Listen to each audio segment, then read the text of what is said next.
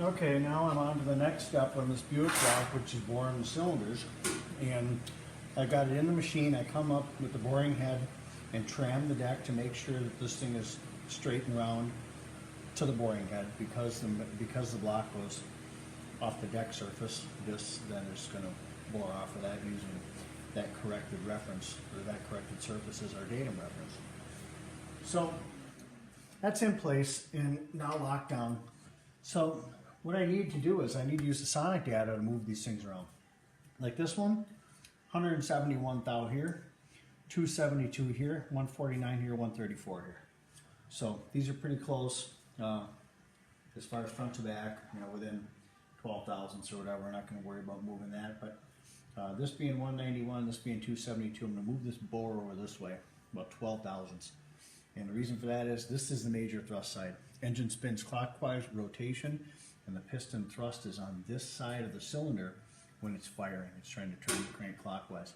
And on these, the odd bank would be the inside is the thrust bank. It's always going to be the left side of the cylinder as you're facing the front of the motor in clockwise rotation. So I've dialed this in, and the nice thing about this bar is I've got different boring machines too, but this one is a 3-fingered setup, centering thing, and I can move it around by shimming it behind there and move it one way or the other, whereas I've got another one that's got 4 fingers, and you can't really shift the holes around with them. It's like trying to level a chair with a matchbook under one, it's a teeter, but a 3-legged, no problem, So that's probably a bad analogy. Must be late.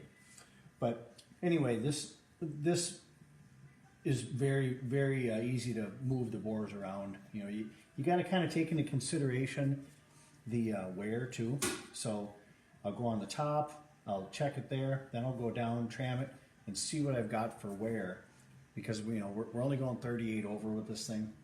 So we leave 6 thousandths to hone, and I'm pretty comfortable moving them 12 thousandths and still not having any problems. And then the other thing I do is, before I put the bit in, I'll tram it down, and I'll make sure make sure the original cylinder isn't located off to where there's going to be a spot where it doesn't clean up. So I'm going to just start running this thing. You can hear it bore. I won't put my guards and stuff on there, so you'll just be able to hear it and see how far off it is. I normally got vacuum cleaner running, but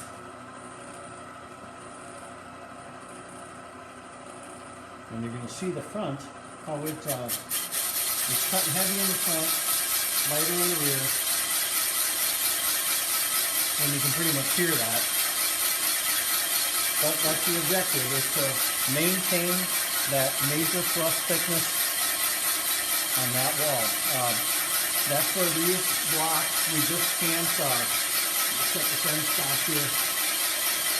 Where many of them, I've talked about that before, where we can index the bores using these fixtures to go off the mains.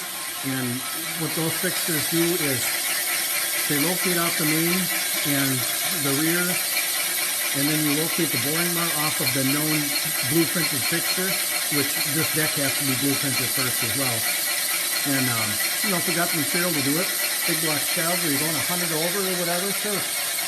These, not the case at all. It's a lightweight block, and you really have to try to maintain the integrity of that cylinder. So getting in there and just boring it 30 over or 40 over or whatever is not a good idea. We sonic check every block as it is, new or used. I mean, I've seen brand new aftermarket performance blocks with core shift. It'll be just one cylinder. This cylinder, number one on a brand new Mopar Hemi is always going to get a check. For some odd reason, that one can be off. But anyway, so these are all the board, and then off to the honing machine. So I'm going to take my vacuum cleaner on and put a pound. If you have any questions, post them.